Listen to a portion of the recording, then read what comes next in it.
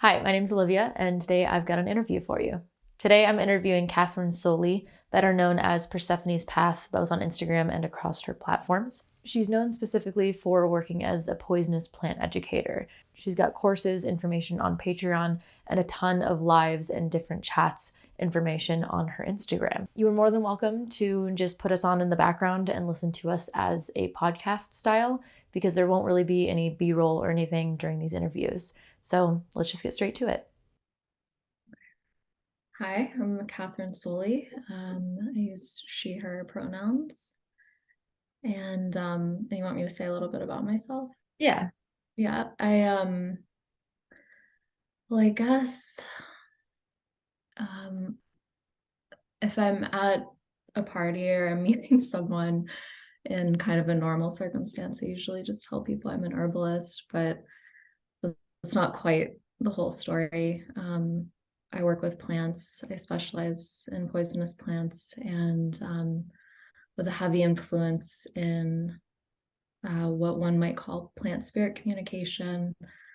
Um, Although I'm not so sure about that language sometimes, but basically with connecting in with the consciousness or the vibrational field of a plant, which you can do with any plant, but when it comes to poisonous plants, it's a little bit more important than say, because it's harder to work with the physical medicine of, a more toxic plant.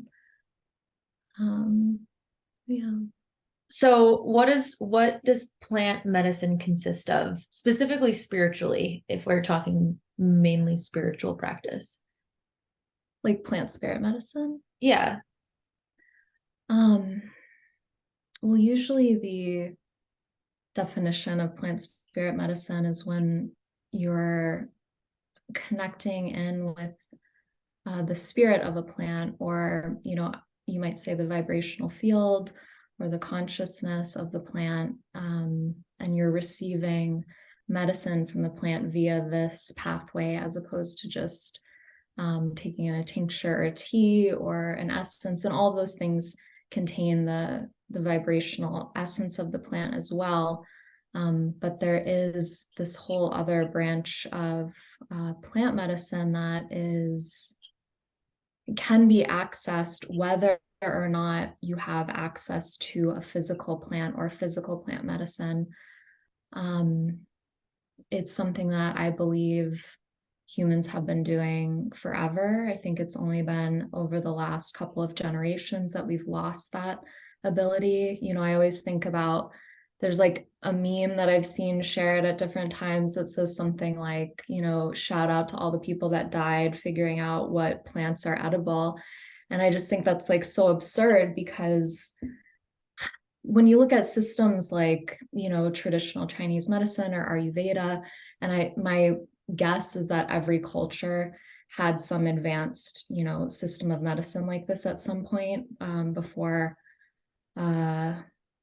different, cultures were destroyed through one way or another.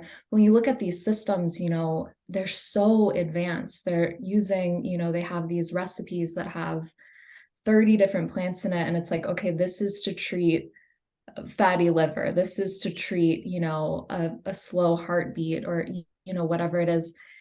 And I just can't imagine that someone would just keep killing themselves and poisoning themselves over and over again to find these very subtle forms of medicine. My instinct and my experience with plant medicine, what it's taught me is that you can pick up on the medicinal properties of a plant, whether you've ever studied them, whether you've ever met them before. They're kind of emitting something all the time that's speaking to us. And I think people used to be able to hear it more than they can now. We can now still. It's just that most people have forgotten, and we haven't been trained in it as much. Yeah, I know. I love your memes. I think that's like one of my favorite parts of your page, especially like recently. You've been posting so many memes, and like some of them actually like make me cackle out loud. But I also love your lives. You do a lot of lives, and or at least more than most people do. And you talk a lot about something that you mentioned, the plant essences and the flower essences. So I think that's something that caught my interest. So to people who don't know what an essence is, how would you describe that to them? An essence is a vibrational medicine. So again, with plant medicine, where most people are familiar with tea, at least, you have like an herbal tea. That's a medicine that's extracted. The plant is extracted in water. You have tincture where it's extracted in alcohol. You can have a vinegar, a glycerin, or honey, all of these different types of things. And essence is a vibrational medicine, and it's made in a very specific way so that there's a very negligible, if any, amount of the physical plant matter within the essence. It's basically, to explain it in the most simple way, it's sunlight creates an imprint of the plant on water, and then that water is what is used to make the medicine, to make the essence. So you're getting this, vibrational type of medicine that most people in our current civilization would say, oh, that's pseudoscience. That's comes from what do they call it, wishful thinking, or there's some kind of phrase that I'm forgetting right now that Like people say. placebo? Placebo, yeah, it's placebo. It's what you want to get, and I understand that, and I definitely used to believe that myself, but I've just seen too many instances where it's just something happens. And my introduction to flower essences was through my dog, actually. This was like I love this 15 years story ago. actually. Oh, good. So Yeah, cute. I had a little dog, a little like 10-pound little guy, and he was afraid. We had two cats in the house that he was afraid of, so he wouldn't, poor guy, he wouldn't go into the room if they were there. And my friend said, oh, I'll make him a flower essence blend to give him courage. And I'd never heard of flower essences, but I was like, sure, okay. And I put it in his water for a day or two, and he was never afraid of the cats again. And he would, not even was he not afraid of them, he started like chasing after them. It was just this, and I only gave it to him for a few days. I didn't need to keep giving it to him forever. It changed something in him. So obviously for him, it's not placebo effect. There's something going on there. But yeah, that's What would you say that is like your most common use for a flower essence? Well, I would say it's primarily I use them for emotional kind of work, emotional or maybe spiritual kind of work. Whereas like if I had a cold or a flu, I'm probably not going to reach for a flower essence. I'm going to reach for like a more physical plant medicine. And each,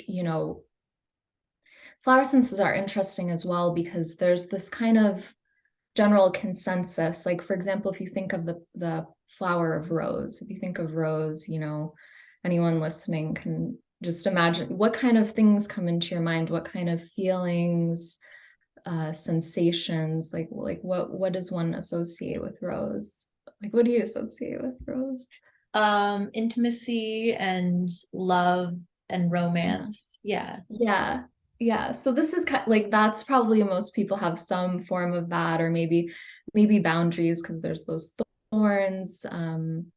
Yeah, sensuality, love, these kind of things. So there's this kind of general consensus. So if you have like a rose essence, yeah, there's this kind of memory and vibrational, inherent vibrational medicine that rose carries with it.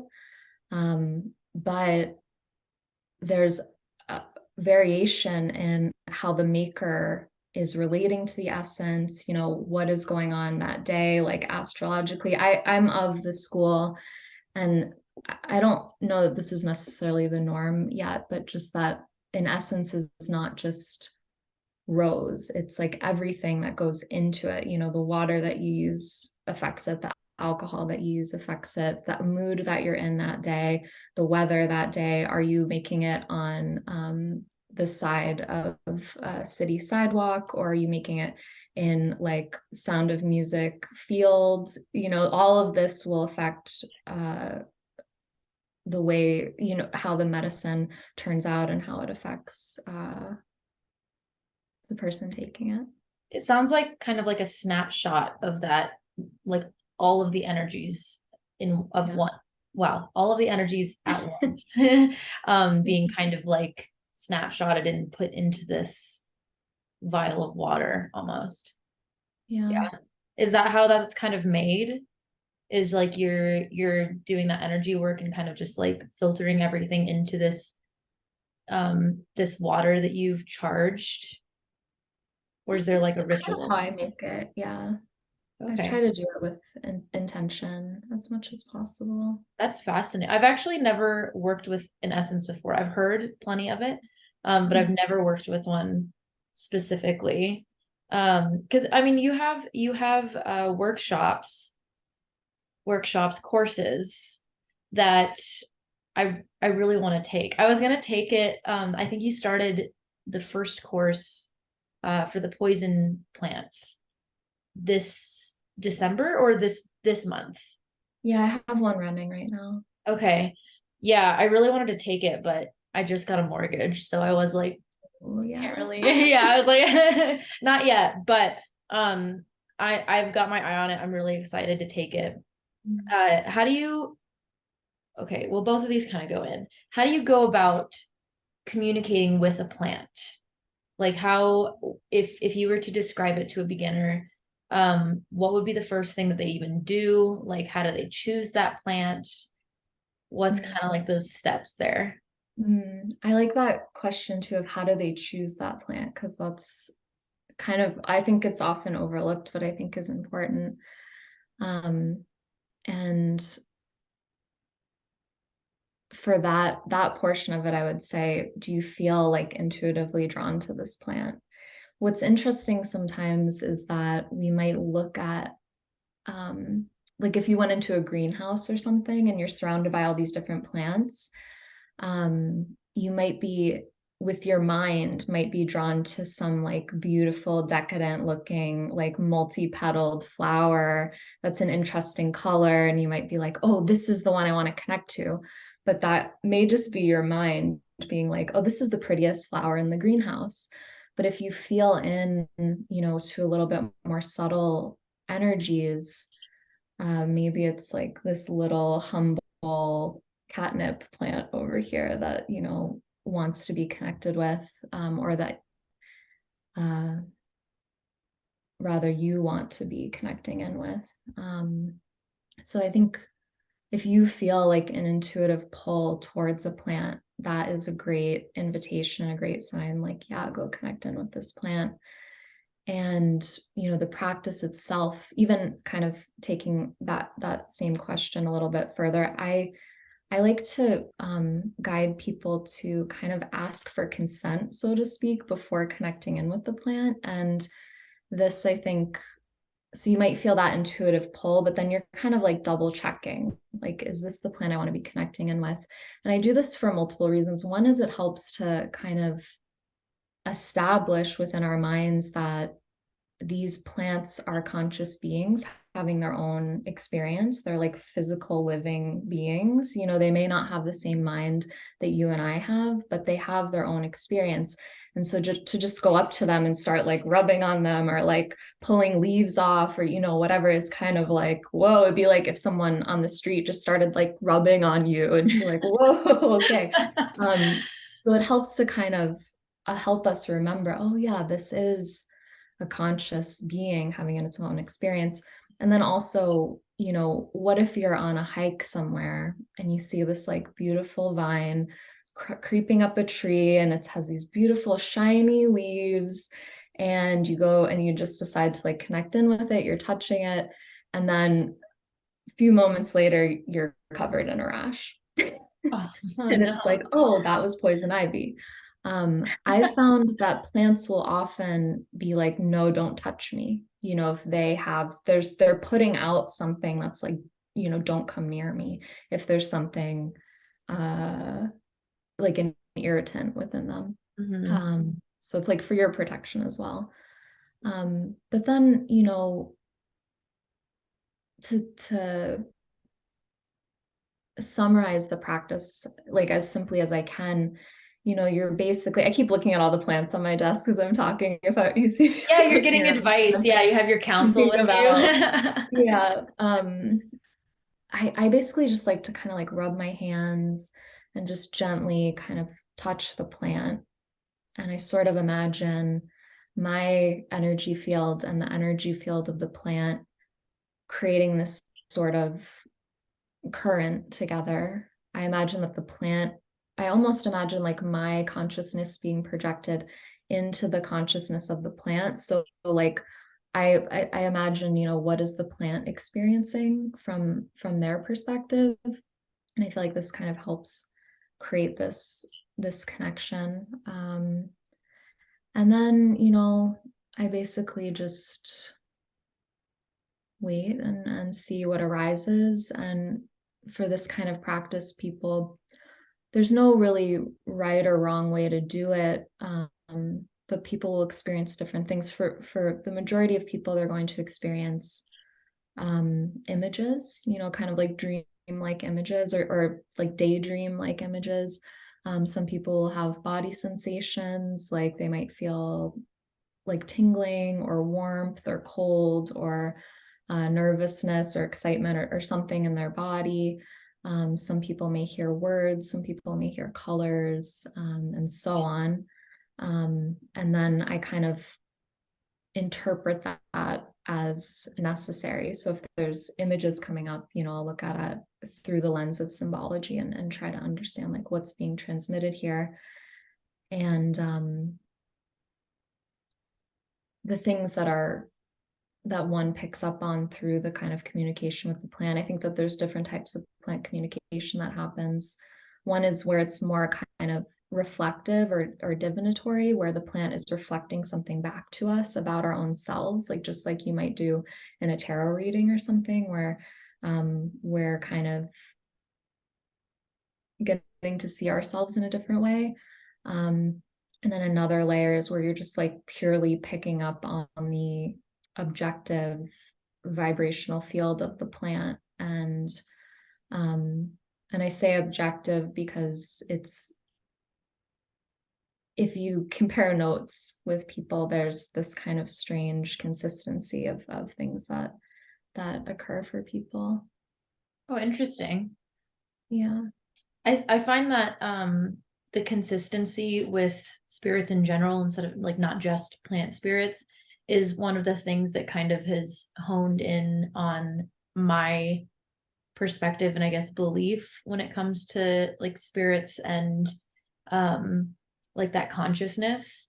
So I just think that it's like really cool to talk to somebody who also has like worked with lilac really close, and they have, Mhm. I've never spoken to them before, and they have like these really similar, not only symbolizations that they get from it, but also like similar experiences with working with it. And that just kind of like validates a lot of things that maybe I'm like being skeptical about. Um, Yeah. so you specialize in working with poisonous plants, and you kind of mentioned that, you know, sometimes plants will like have that energy rating off of them, kind of like don't touch me, or like, you know, this is for your own safety type of thing. I'm really curious to know, because obviously poisonous plants are going to have a wildly different approach to them, and like allyship with them than most other plants. So what is that like for you? Like what's the difference of poisonous plant medicine compared to plant medicine as a whole? I love this question. I also, I before I jump into this too, I just want to say I also forgot to mention that you don't need a physical plant in your space in order to do plant Oh. spirit communication. Like you can just close your eyes. The first year or so that I was working with poisonous plants, I didn't have any flower essences, any salves, any seeds, anything. And I was just closing my eyes and kind of connecting in with the consciousness, like the fields of these plants that exist in something, and like something like time space, I don't know what. So if you find yourself, for example, drawn to like a plant that doesn't grow in your region or you've never met before, you can still connect in with them. And then, so poisonous plants, they have, each plant, and I often, when I talk about poisonous plants, I use quotations because the dose makes the poison. Paracelsus, says this: the dose makes the poison. You can die from drinking too much water or eating too much kale. It's just, and a lot of these quote unquote poisonous plants in proper dose are life-saving medicines. So, but, with a poisonous plant, the dose is much smaller. We have to be a lot more careful, with how we're working with these plants. So doing something like plant spirit communication or plant spirit medicine or plant consciousness connection, whatever you want to call it, is a very safe way to connect in with these plants. You don't have to worry about poisoning yourself accidentally. Even, touching some of these plants, even, ones that aren't like poison ivy, but something like, datura or belladonna. These are ones that, people listening might be familiar with. I'm guessing with your audience might know these ones, or mandrake, or, you can, just by touching it, even though you're not going to get like a poison ivy like rash, you can have consciousness shifting effects that you may not, desire. So the energy of the poisonous plants, even though each one kind of has its own voice, has its own kind of flavor, it's like in a family where there's, cousins and siblings, there might be these kind of consistent things that, certain families of humans have these certain, you can tell, like, oh, I can tell that you're so-and-so's brother. I can tell, there's something where there's something familiar about you, not just in looks, but in kind of the way that they act and so on. But there's these differences. They each kind of have their own interests and ideas and so on. And it's like this with plants as well. But it does seem to be that the overarching energy, at least in my experience of most poisonous plants, is that they're very beneficial for bringing us into what one might call shadow work. And when I use the word shadow, I mean, it's become like a buzzword now, and it's been very like filtered down and watered down. But what I mean is, it's the shadow is basically anything within ourselves that we've rejected. So whether we've rejected like gifts that we have in ourselves or things that we don't like about ourselves, like this is kind of what I mean by shadow. And I find that the poisonous plants are very good at kind of bringing us into contact with that part of ourselves. They can help us become more conscious of, more aware of trauma systems that we have within ourselves, the things that we don't want to look at. So we have kind of this overculture, especially in, spiritual circles, but it's kind of the overculture in general, at least in the US, of, well, maybe that's changing, but there is this kind of attitude of just, positive thinking, just kind of like only focusing on the good things, which is, not a bad thing to do, to have a positive attitude, to, be loving, to be, try to spread joy and love and positivity through the world. I think that that's desperately needed. But when it's at the expense where we're repressing and we're ignoring these wounds that we're carrying, then those come out in weird ways. They can come out in these kind of like sideways, scary ways. And I think there's this kind of general ignoring collectively of the underlying systems, both on a personal level and on a collective level, that kind of are keeping us in this very insane, very deep dark age that we're kind of collectively in right now. For me, I don't think we're going to get out of that by just forcing our way through with force, with aggression, with anger. I don't think we're going to make our way through it with just like light and love, positive thinking only. It's going to take like a lot of self-reflection and looking at these kind of unconscious patterns that we have within ourselves that keep us repeating the same insane patterns again and again and again. And every single one of us has this. Everybody has these like unconscious patterns that we're just on the cycle, repeating again and again and again. And the poisonous plants, I have found that out of like all of the plant kingdom, they do such a good job at bringing us into contact with them. And they do so, and I find a very loving and supportive way. It's not like, there's not like a fuck you, like, look at your shit. It's not like that kind of energy at all. Like, how dare you be this way? It's like, oh yeah, look at this, you know, maybe you need to kind of give some love to this. Maybe this needs to be examined at this time. Yeah, does that answer your question? I Yeah, have no, to it be careful does. because I love this. I will definitely like rant about No, it. I like the rants and the, veering off into, it's fine. That's what we're here for. Mhm. But yeah, that did answer my question, because I think that, um, you were saying that poisonous plants are a little bit more about kind of pulling us into and having us look at that shadow self, or those things that are in our shadows that we've kind of repressed. And I think that's why a lot of people are really drawn to poisonous plants in the last few years, because I think we all, deep down, we know that we need that, of like that teacher in some way, and that like that teacher that means well. It's not like you said, like, look at these terrible things you are, like it's just kind of like, well, maybe you should reflect on why you don't like this about yourself, and also like, maybe it is a good thing. It's just like unbalanced and type of teachings.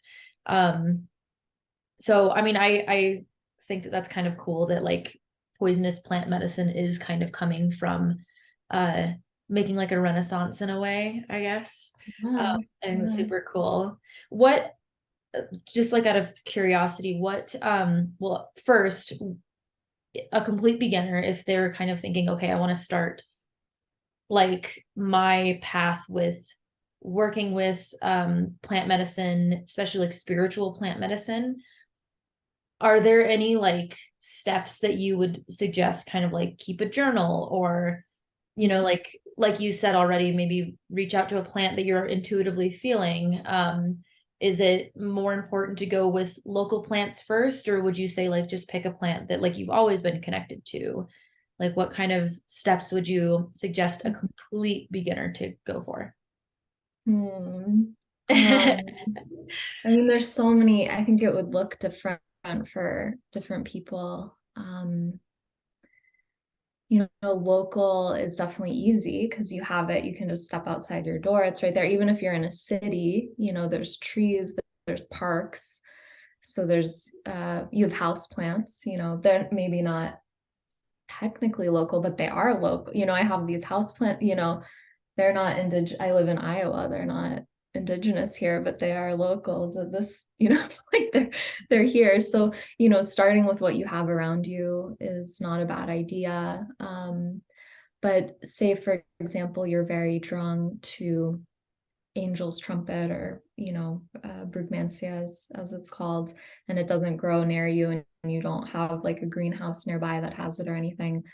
um, I would encourage you to to connect in with that plant regardless of whether it's local or not. But there is some advantage to being able to like physically be with the plant, although it's not necessary. There's another kind of layer that gets touched upon when you're connecting in with the physical plant.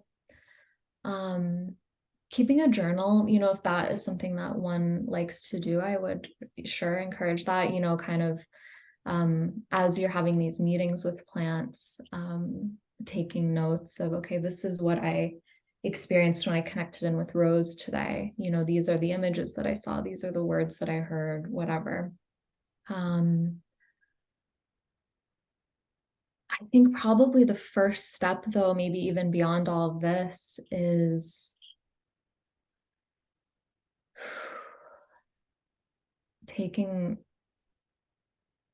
a moment to kind of acknowledge that this exists, that plants, just like, everything that's living has a certain, field, like a vibrational, electrical, whatever you want to call it, field, like we all have these, and that there is some kind of interaction that happens when two fields come together.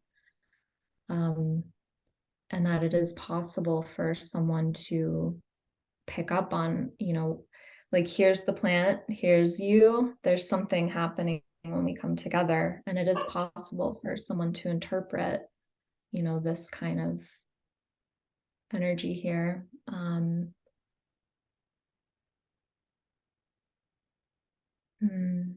Also, getting books on plant medicine can be books that you're interested in, that you're drawn to, can be helpful. Looking at images of plants, like going to the library and I like to look at like old gardening books that have these like beautiful illustrations or like photographs of plants.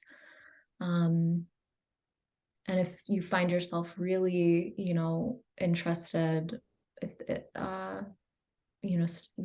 studying, continuing to study more deeply in one way or another. I like, that's a really good answer. I like that there's like at least a big variety of different things that anybody can kind of, I mean, it's accessible for anybody. Do you have any favorite plant books that you like, that you just like absolutely love? Maybe ones that you reference often? Well, there's so many, yes, yes. I was just, my partner on Monday just had all of his 4 wisdom teeth removed, and they're like badly impacted. No. So I was picking up the book by Stephen Herod Buhner, who he's written many books. He passed away recently, but he was like great herbal elder. His book Herbal Antibiotics, because I'm, thinking about helping to treat my partner's teeth or lack thereof. So he's a great resource. Stephen Herod Buhner, for herbalism. Rosemary Gladstar is great as well. Her books. For poisonous plants, I love the books by Dale Pendle, specifically Pharmacognosis. There's a book, he has a series of pharmaco books, but the Pharmacognosis book, GNOSIS, has a chapter on nightshade plants. So nightshade plants are plants like henbane, belladonna, datura, mandrake, brugmansia, and so on, that have these tropane alkaloids that make them kind of psychoactive. And medicinal. And then in that book, there's also a chapter on Amanita muscaria, which also fly agaric. It's called the little red and white capped mushroom.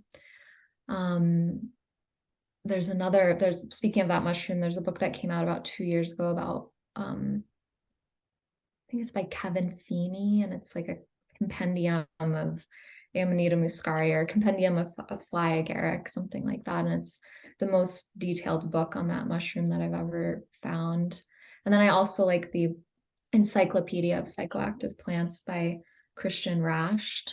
And that one is pricey, but it's a great reference book. Oh, and then, okay, one more. I mean, I could keep going, but I'll say one more is there's something called A Modern Herbal, and it's a 2-volume book. It's by Mauve Grieve, and it's over 100 years old. Wow. But I found it to be a great reference book for just, especially when thinking about these poisonous plants that have fallen out of favor in the Western herbalism pantheon of herbs that we use. They haven't fallen out of favor in like Ayurveda or traditional Chinese medicine, but they have in Western medicine for the most part. But you can see in these books, how people were working with them 100 years ago. You said encyclopedia of what? Psychoactive plants. I'm like writing all of them down. I've heard of them. Have you read the book The Plant Hunter? Mm-mm. I think you would really like it. I just finished it. It's nice. I just have it right here. Cassandra Lee Quave, this one. So she's a PhD, and it's kind of like a biography of her journey going through and trying to just basically connect folk practitioners and healers with modern day Western medicine, because she understands that both of them have place, but she doesn't like how separated they are. And her story is just, it's so good. It made me like super happy and really sad and really angry. And it was just like such a good book. So she was born with a deformity where they had to amputate her leg from like underneath the knee. And so she had staph infection when she was like 9, and it almost, took her life. And so she learned about all of these different like antibiotics and where they came from, and like kind of the antibiotic crisis that we're having right now. And so it was just really cool. And it ends, it's a very recent book. I think it was published in 2021. So it ends like in the middle of the pandemic. So it's a fascinating book to hear just her whole entire life just being consumed by folk healing and kind of like that hunt of trying to put these two together. So if you're curious, I think you should check it out. It's just a good book regardless. But yeah, I think that's my last question. Oh, no, actually, my last question is so you have a Patreon that you also offer like video courses and stuff and information on, but you also have those courses. What kind of like as a general, what do people get out of your Patreon, and then what do people get out of your course, in case somebody's kind of like choosing which one, or maybe they're going to go for both? Like what kind of things are involved in each of those? Yeah. So I have something called the Poisonous Plant Medicine course, and there's 6 parts, 6 levels, or sorry, 4 levels to it. Each level has 6 weeks. Level 4 has 7 weeks, but in that each week we dive into between 1 and 3 different poisonous plants. We talk about folklore, medicinal uses, historical uses. We do a plant medicine journey with the plants, a plant spirit journey, where kind of like what I was just outlining, we do that it's about half an hour or so, and I'm drumming and singing through that to kind of help bring on a somewhat more altered state of consciousness. And we also talk about psychology, we talk about mythology, deities, all different kinds of things. And so that is kind of like its own thing. And then the Patreon, I talk about all different types of things. There are a couple classes. I have maybe almost 50 classes on there at this time. And there are some about poisonous plants. I have one about datura, one about poison ivy, one about brugmansia, some others, I think. But I also talk about tarot a lot on there. I have a whole series on there, intro to reading tarot. I'm in the midst of doing a whole series there on the major arcana. There's classes on other types of non-poisonous plant medicine, like herbal steams, making herbal smoke blends, making herbal coffee, which is like an herbal kind of replacement for coffee. Yeah, there's all different types of stuff on there. And there's classes, but then I also do, there's different tiers. I also do monthly herbal care packages. I do personalized tarot readings there. There's a collective tarot forecast on Patreon. And then there's also a monthly plant journey group where we meet up, and it's a small group, but we do together journey with a different plant each month. That's a lot. You offer a It's lot. a lot. I mean, it's not bad at all. It's great that you offer so much, but yeah, that's a lot of information that you're giving. That's awesome. And then I think I said last question, but actual last question. What kind of is your practice and just kind of like journey specifically just in plants, or do you have any other like aspects that you really enjoy that maybe you don't like get to share about as much as you'd like to, Oh my or? goodness. Yeah. Yeah, I mean, I see the plants as kind of one expression of what I'm interested in, which is I'm interested in the underlying objective nature of reality, to put it simply. And I come from a background of an interest in Eastern philosophy and Eastern religion. I'm a big fan of meditation. I'm a big fan of psychology, and not the pop psychology that's out now, but deep kind of work where you're not just labeling people, you're diagnosing them and saying this is what you are for the rest of your life. You can actually process the traumas that cause these kind of discomforts that we all experience. It's like, of course people are anxious, of course people are depressed, look at what kind of society we're living in. But that Truly. all of that can be worked with. I'm also very, I think probably besides plants, my biggest passion is death work. I know that sounds probably odd, but I've worked in hospice when I was young, and I'm very deeply dedicated to a practice that involves reading the Book of the Dead to people. Yeah, Well, that's something beautiful. to talk more about in the future. Yeah, I mean, I want to get like a panel of a lot of the death workers that I know. So if you're interested, I'll have to call you up for that as well. But yeah, thank you. I am going to end this piece here, but I'm going to pull you over to Patreon so that they can ask you all of their questions, if that's okay. Mhm. Cool. Well, thanks for coming on and talking to like the channel. Thank you. Thank you for Yeah. having me. And that was my interview with Kathryn. I hope that you enjoyed as much as I did. She's just a wealth of knowledge. I just love all of her answers and how in depth they are. And as always, I will leave a link down below in all of the different places to find her and her work. Otherwise, if you would like to see the extended version where my patrons ask specific Q&A questions, kind of rapid fire Q&A style, then you can head over to my Patreon, and for $5 a month, you can get all access to all of those things, as well as other Q&As from previous interviews that I've done, bloopers, extra videos, all of that good stuff, if you're interested. So if you're interested in that, I'll leave a link down below for that as well, and on the end screen. But as always, thanks so much for watching. Best of luck, be kind to each other, and may your gods treat you as you've treated others. Bye.